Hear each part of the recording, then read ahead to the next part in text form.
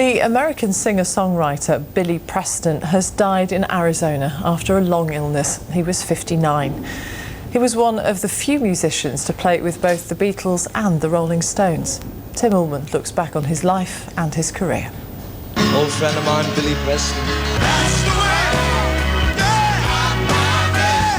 If anyone could claim to be the fifth Beatle, it was Billy Preston. Born in Texas, brought up mostly in California, his talents on the keyboard became obvious when he was a teenager. He made his name when he collaborated with the Beatles on the album that would become Let It Be. So popular with the band, John Lennon wanted him as a permanent member.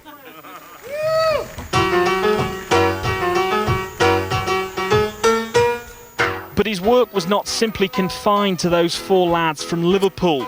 He could be heard on the Rolling Stones album, Exile on Main Street. He also had solo success, winning a Grammy for the song Outer Space.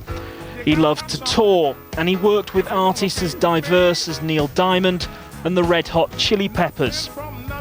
A generous, modest man wanting to pay tribute to others, like Ray Charles in 2004.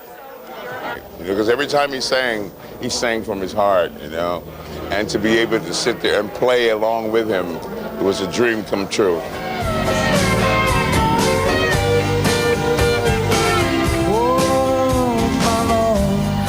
But Billy Preston will always be associated with the Beatles, here rehearsing for a tribute concert for George Harrison in 2002.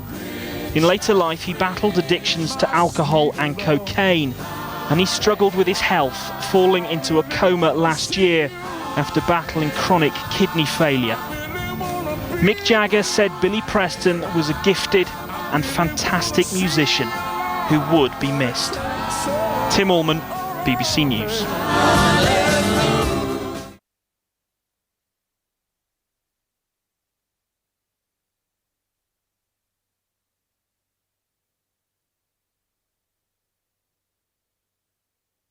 Good evening. Linda McCartney, the wife of the former Beatle Paul, has died of cancer at Santa Barbara in California.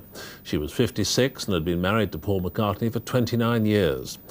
During that time, Linda McCartney built on her reputation as a photographer and was a tireless campaigner for vegetarianism and animal rights. She died on Friday with Sir Paul at her side after the breast cancer, which was diagnosed 2.5 years ago, had spread. Sir Paul's spokesman said tonight that Linda McCartney didn't suffer.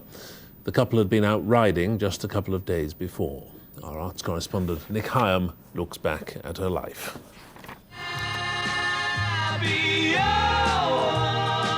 When she married Paul McCartney in 1968, she broke the hearts of millions of teenage girls. It proved to be one of the most enduring and loving of all showbiz relationships. Linda Eastman was a photographer who'd already pictured rock stars like Mick Jagger when she first met the Beatles on a trip to London. He got back to me saying, "Oh, Brian loved your photographs, and yes, you may photograph the Beatles. They're releasing an album called Sgt. Pepper, and they're doing a press thing at Brian's house, and you can be one of the photographers." The photograph she took that day marked the start of a lifelong collaboration between her and Paul. After the Beatles broke up, she sang with Paul McCartney's band Wings, but she followed her own interests as well. She was a keen horsewoman with a passion for animals and their welfare. She became a strict vegetarian. She once said she'd eat nothing with a face, and a campaigner for animal rights. I think we should care more about each other. I think we should think about what we eat and how we live. And maybe I'm a dreamer, but I think we should do it. So hence why I've done Linda's Kitchen, to help people who want to help the planet, want to help themselves, want to help the world, to go veggie. She launched a brand of vegetarian food, which made her a millionaire in her own right. A fellow campaigner tonight recalled her determination. We knew that people called us loonies and cranks, and we didn't mind. We decided that we would try and make the word respectable. And she was fun-loving and kind. The kindest person on earth was Linda. Among her photographs were many of her own children. She managed, despite their parents' wealth and fame, to give them a normal upbringing. One of her last public appearances, as she battled against cancer, was at her daughter Stella's first show as a Paris fashion designer. Public tribute was paid to her tonight at the British Film Awards. What BAFTA thinks is he was a remarkable woman who was half of a remarkable marriage, who brought up some remarkable children, who lived long enough to see at least one of those children become a phenomenal success. Everything she did with her life was positive.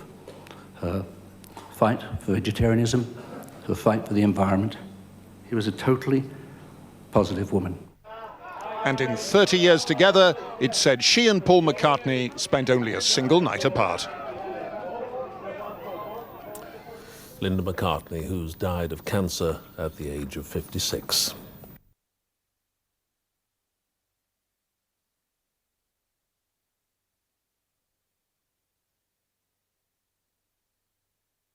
Good evening.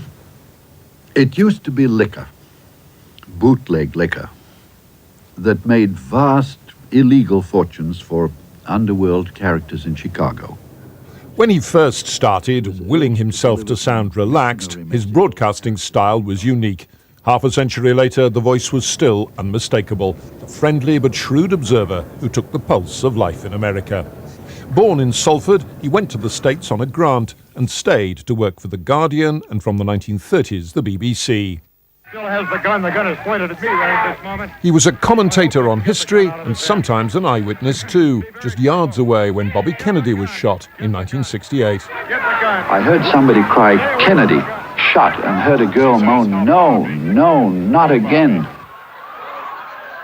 The depth and scope of his broadcasts and also the intelligence, the very special intelligence he brought to bear were an amazing thing. We hugely missed by millions of people who used to gain such comfort and such wisdom from him.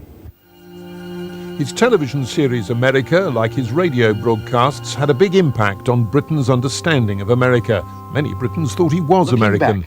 But to Americans, he was the perfect Brit. Remarkably for a journalist, he was asked to address both houses of Congress. He told them he felt he was in a dream. There was only one thing he could find to say. I accept your nomination for the presidency of the United States. It's just 4 weeks since he gave up Letter from America. His retirement came as a surprise. The fact is, he was ill and he couldn't really physically go on. And the fact that he has had to sit there, wake up each morning and cope with the idea that he's no longer going to be fulfilling this great mission he'd set himself to explain America to the British people and the wider world through the World Service, I think that would have been very difficult for him to cope with for a long time. So I'm not surprised. It is a sad day, and it's just been an extraordinary broadcasting achievement. And today they paid tribute to a man renowned for his courtesy, his intelligence, and his insight. So good night and goodbye.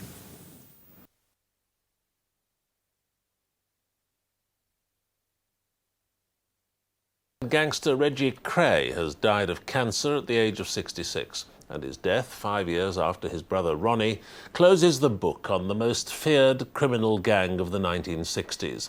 The Home Secretary Jack Straw agreed to release Kray from prison 5 weeks ago on health grounds. Behind the inevitable security, Reggie Kray ended his days in a Norfolk hotel suite. He'd been there since his release from a nearby prison last month. Old acquaintances from London were there this afternoon as he lost his fight against bladder cancer. The main regret was the fact that after 32 years there was still the fact that he had not been released from prison. There was no light at the end of the tunnel. He was a hot potato that nobody wanted to touch. Reggie Kray, together with his twin brother Ronnie, dominated London's gangland during the 1960s. The pair ran a vast protection racket using threats and ruthless violence to enforce their power. Born and brought up in the tough East End, they first made their mark as up-and-coming boxers. They enjoyed their growing fame and rubbed shoulders with celebrities like Henry Cooper. But as the Kray's profile grew, so did their criminal ambitions. In their early days, as I say, they were publicity seeking. They just wanted like the good publicity. And then I think where it all started to go wrong a little bit was when they thought they were above the law. By the mid-1960s, more than 30 nightclubs were under the Kray's control. Their group of thugs, known as the Firm, collected protection money from businesses. Often seen in the company of stars, the Krays loved the limelight and projected an image as successful club owners. In all clubs you get an occasional drunk, you know, and sometimes they have to be slung out, and that's why there's doormen and that, but I suppose it's like clubland all over the world, really. It's just the same as... I don't suppose it can be that bad, else people won't go to them, really, would they? But their downfall began at the Blind Beggar pub in Whitechapel, where Ronnie Kray murdered George Cornell. After another criminal, Jack the Hat McVitie, was killed by Reggie, the twins were finally convicted. In 1969, Reggie and Ronnie were sentenced to at least 30 years in jail. The detective who arrested them was Leonard Nipper Reid. He knew at first hand the fear and terror they inflicted. They generated violence which intimidated people to an extent that's difficult to believe nowadays, but it was an absolute fact. People were terrified. They talk about respect, but respect in a criminal gang like that and in the criminal underworld is different from the respect that you and I know. Earlier this year, the elder Kray brother Charlie died. Reggie was allowed out of prison for the funeral. His own funeral is likely to be an even more lavish affair, with the East End turning out in force for a man still regarded by many as a favourite son. John Silverman, BBC News. For millions of Americans, the death of Richard Nixon in a New York hospital has meant conflicting emotions about a still sensitive period of the nation's history. Flags at half-mast, a national day of mourning next Wednesday, and glowing tributes to his legacy as an international statesman sitting somehow uneasily with the abiding memories of the shame of Watergate. To be sure, he experienced his fair share of adversity and controversy, but his resilience and his diligent desire to give something back to this country and to the world provide a lesson for all of us about maintaining our faith in the future. There's been praise for the late president, none more generous than Henry Kissinger, Nixon's Secretary of State and loyal confidant. Richard Nixon was a very patriotic individual, very dedicated to his work and to the service of his country. But on the streets of Washington, a city in official mourning, Nixon's memory still provokes sharply divided assessments. He had some really remarkable attributes, and I think the country owes him a great deal. I guess he did some good things, but I just can't forget the wrong that he did. His violation of the Constitution was not a great role model for a president. It's far preferable to the man we've got in there today. After terms as a Republican senator and vice president to Dwight Eisenhower, Richard Nixon was narrowly defeated by John F. Kennedy in the 1960 presidential election. He was dubbed Tricky Dicky, a nickname that haunted him for the rest of his political career.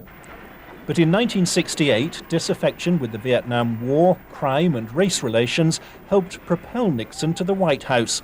As president, he began a new era of détente with Russia and ended years of open hostility with China, becoming the first president to visit the country. Nixon withdrew US troops from Vietnam, and in 1972 he was re-elected by a landslide. But Republican dirty tricks associated with the campaign forever blackened his reputation. I had no prior knowledge of the Watergate break-in. The burglary of the Democratic Party headquarters in the Watergate building and the subsequent cover-up led journalists tortuously to the Oval Office itself. People have got to know whether or not their president is a crook. Well, I'm not a crook. I've earned everything I've got. In 1974, in the country's most wrenching political scandal, Richard Nixon became the only US president to be forced from office. He was pardoned by his successor, Gerald Ford, and in recent years has sought the mantle of elder statesman, making a controversial visit to Moscow only last month. Unlike other US presidents, Richard Nixon will be buried not in Washington, but in his native California. Despite his achievements, history seems certain to recall him as a president clouded by disgrace. Martin Sixsmith, BBC News, Washington.